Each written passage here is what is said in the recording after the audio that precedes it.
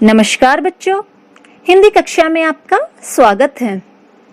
आज हम कक्षा 8 की हिंदी पाठ्य पुस्तक दुर्वा भाग 3 के दूसरे पाठ दो गोरैया को पढ़ेंगे।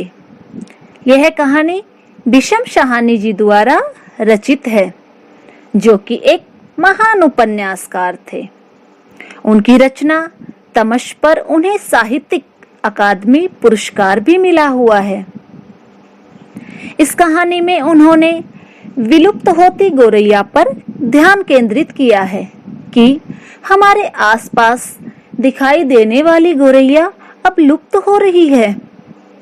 हम सबने अपनी बदलती जीवन शैली, प्रदूषण और घरों की बनावट में परिवर्तन करके इन पक्षियों पर संकट पैदा कर दिया है।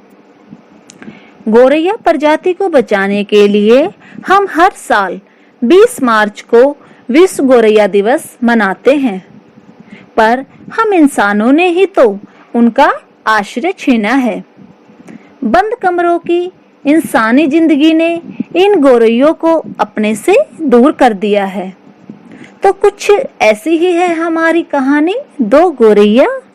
तो चलिए अब हम अपनी कहानी को शुरू करते हैं। तो देखिए, घर पर हम 3 ही व्यक्ति रहते हैं, माँ, पिताजी और मैं। पर पिताजी कहते हैं कि यह घर सराय बना हुआ है, हम तो जैसे यहाँ मेहमान हैं, घर के मालिक तो कोई दूसरे ही हैं। आंगन में आम का पेड़ है, तरह तरह की पक्षी उस पर डेरा डाले रहते हैं। जो भी पक्षी पहाड़ियों घाटियों पर से उड़ता हुआ दिल्ली पहुँचता है, पिताजी कहते हैं वही सीधा हमारे घर पहुंच जाता है, जैसे हमारे घर का पता लिखवा कर लाया हो।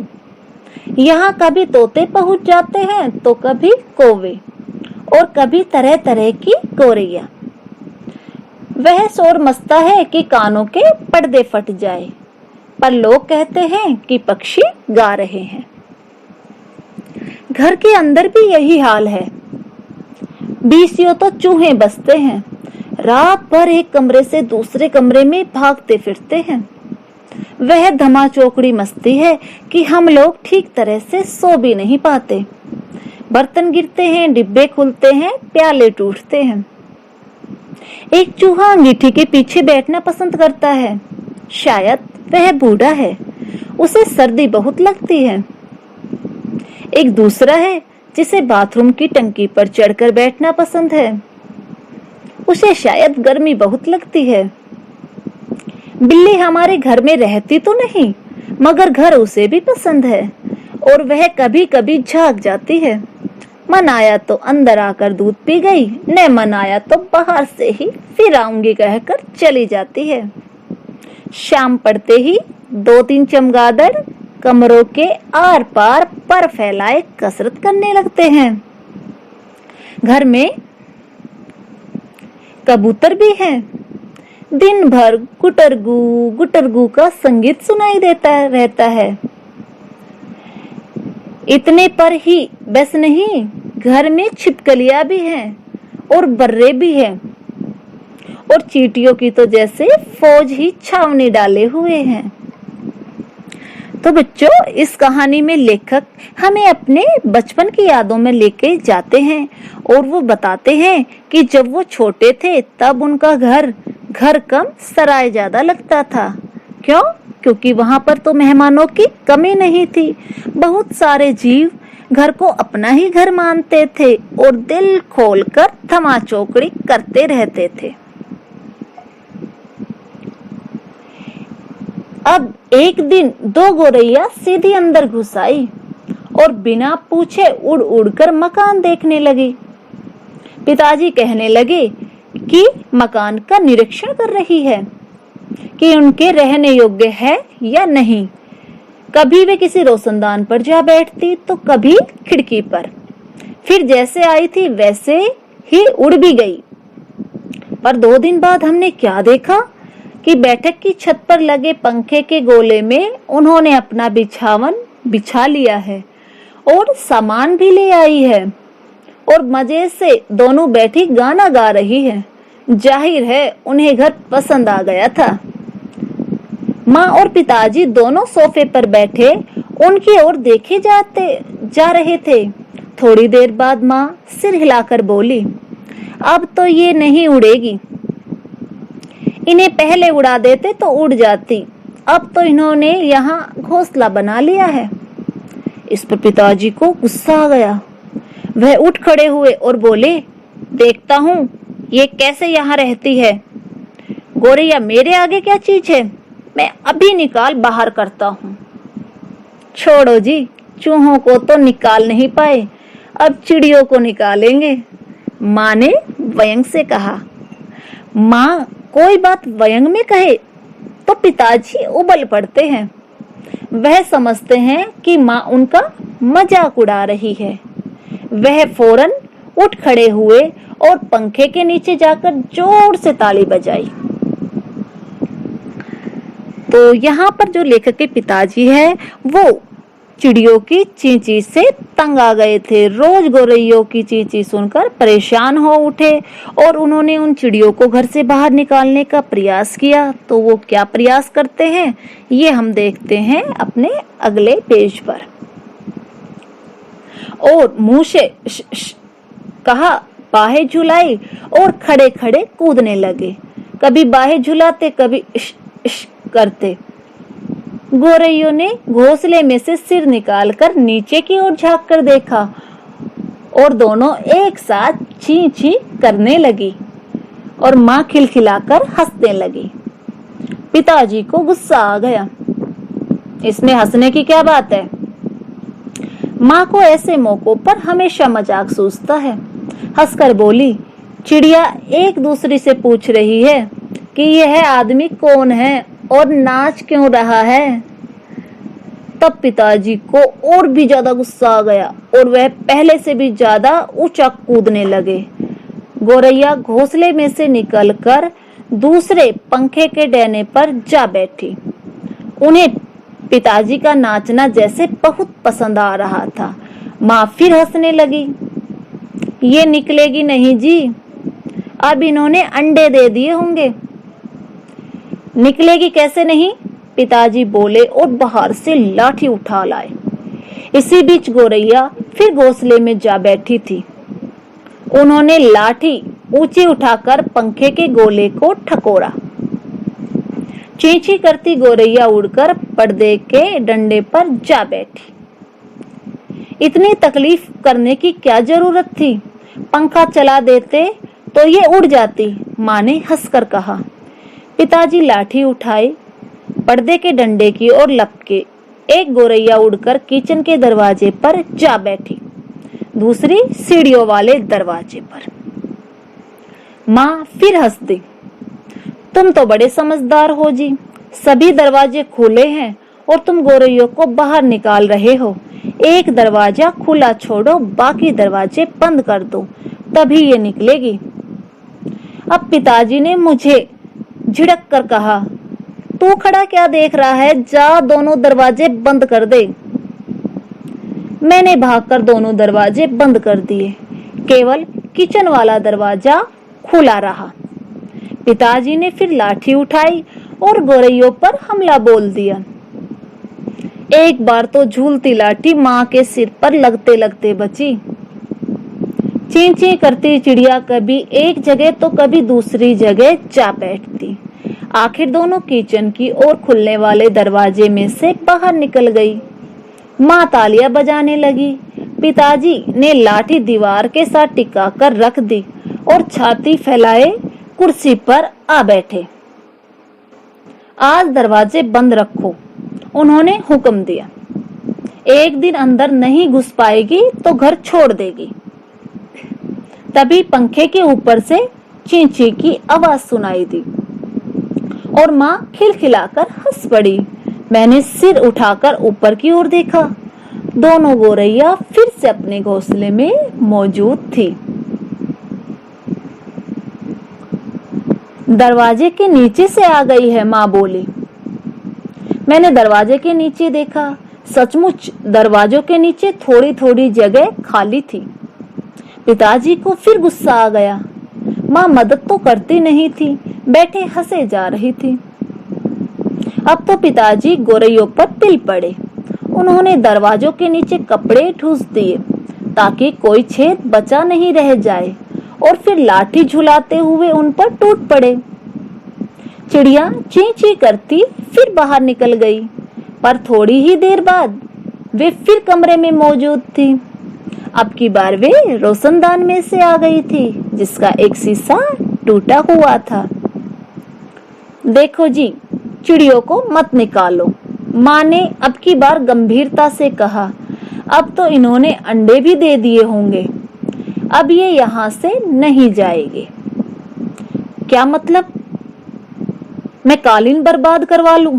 पिताजी बोले और कुर्सी पर चढ़कर रोशनदान में कपड़ा ढूंस दिया और फिर लाठी झुलाकर एक बार फिर चिड़ियों को खदेड़ दिया।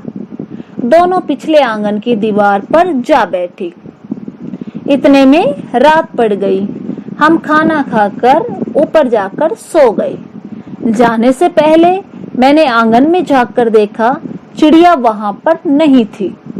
मैंने समझ लिया कि उन्हें अकल आ गई होगी, अपनी हार मानकर किसी दूसरी जगह चली गई होगी। तो बच्चों, आपने पिताजी को देखा कि उन्होंने बहुत भरकस प्रयास किया, पर नन्ही चिड़िया कहाँ मानने वाली थी। वे तो उसे ही अपना घर समझ बैठी थी। तो अब हम देखेंगे कि पिताजी अगली चाल क्या चलते हैं। दूसरे दिन इतवार था।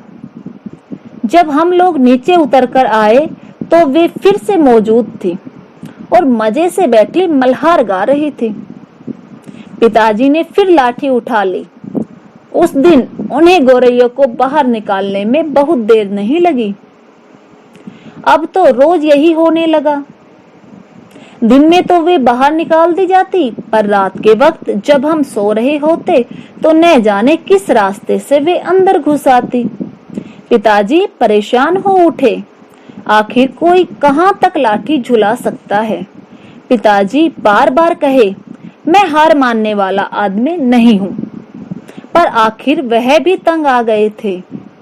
आखिर जब उनकी सहनशीलता चूक गई तो वह कहने लगे कि अब गोरैयों का घोंसला नोचकर निकाल देंगे, और वह फौरन ही बाहर से एक स्टूल उठा लाए।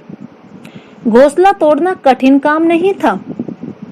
उन्होंने पंखे के नीचे फर्श पर स्टूल रखा और लाठी लेकर स्टूल पर चढ़ गए। किसी को सचमुच बाहर निकालना हो तो उसका घर तोड़ देना चाहिए, उन्होंने गुस्से से कहा। घोंसले में से अनेक तिनके बाहर की ओर लटक रहे थे। गोरैयों ने सजावट के लिए मानो झालर टांग रखी हो। पिताजी ने लाठी का सिरा सूखी घास के तिनकों पर जमाया और दाईं ओर को खींचा। दो तिनके घोंसले में से अलग हो गए और फरफराते हुए नीचे उतरने लगे। चलो, दो तिनके तो निकल आए, माँ हंसकर बोली। अब बाकी 2000 भी निकल आएंगे। तभी मैंने बाहर आंगन की ओर देखा और मुझे दो गोरैया नजर आई। दोनों चुपचाप दीवार पर बैठी थी।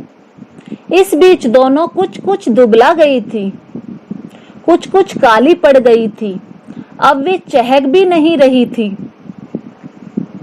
अब पिताजी लाठी का सिरा घास के तिनकों के ऊपर रखकर वहीं रखे घुमाने लगे। इससे घोंसलों के लंबे लंबे तिनके लाठी के सिरे के साथ लिपटने लगे। वे लिपटते गए और घोंसला लाठी के इर्द गिर्द खिसता चला आने लगा। फिर वह खींच कर लाठी के सिरे से इर्द गिर्द लिपटा जाने लगा। सूखी घास और रुई के फाहे और धागे की थिंगलियां लाठी के सिरे पर लिपटने लगी। तभी सहसा जोर की आवाज आई, चींची चींची। पिताजी के हाथ ठिठक गए। यह क्या गोरैया लौट आई है? मैंने झट से बाहर की ओर देखा, नहीं, दोनों गोरैया बाहर दीवार पर गुमसुम बैठी थी। ची ची ची ची। फिर आवाज आई। मैंने ऊपर देखा। पंखे के गोले के ऊपर से नन्ही नन्ही गौरैया सिर निकाले नीचे की ओर देख रही थी और ची ची किए जा रही थी। अभी भी पिताजी के हाथ में लाठी थी और उस पर लिपटा घोंसले का बहुत सा हिस्सा था। नन्ही नन्ही दो गौरैया, वे अभी भी झांके जा रही थी और ची ची करके मानो अपना परिचय दे रही थी। हम आ गई हैं, हमारे माँ बाप कहाँ हैं? मैं अवाक उनकी ओर देखता रहा। फिर मैंने देखा पिताजी स्टूल पर से नीचे उतर आए हैं और घोंसले के तिनकों में से लाठी निकालकर उन्होंने लाठी को एक ओर रख दिया है और चुपचाप कुर्सी पर आकर बैठ गए हैं। इस बीच माँ कुर्सी पर से उठी और सभी दरवाजे खोल दिए। नन्ही चिड़िया अभी भी हाफ हाफ कर चिल्लाए जा रही थी और अपने माँ बाप को बुला रही थी। उनके माँ बाप झट से उड़कर अंदर आ गए और ची ची करते उनसे जा मिले और उनकी नन्ही नन्ही चोंचों में चुग्गा डालने लगे। माँ, पिताजी और मैं उनकी ओर देखते रह गए। कमरे में फिर से शोर होने लगा था, पर अब की बार पिताजी उनकी ओर देख देख कर केवल मुस्कुराते रहे। तो बच्चों, आपने देखा कि अंत में लेखक के पिताजी के सारे प्रयास विफल हो जाते हैं और गौरैया के नन्हे बच्चों को देखकर उनकी सहन शक्ति जवाब दे देती है और वो मौन होकर एकटक गौरैया और उनके बच्चों को देखते रहते हैं। तो बच्चों, यहाँ पर अपनी कहानी समाप्त हो गई। तो इस कहानी के माध्यम से हमने क्या सीखा कि जिस प्रकार कहानी के अंत में लेखक में पक्षी प्रेम जागृत हो जाता है, ठीक वैसे ही हमें भी पर्यावरण को सहज बनाते हुए और मानवीय जीवन के साथ गौरैया जैसी चिड़ियों का अस्तित्व बनाए रखना जरूरी है। हम उनके घोंसलों को संरक्षण दें, उनका पालन पोषण करें, यही हमारा धर्म है। तो आज के लिए इतना ही। नए पाठ के साथ हम आपसे जल्द ही मिलेंगे। धन्यवाद।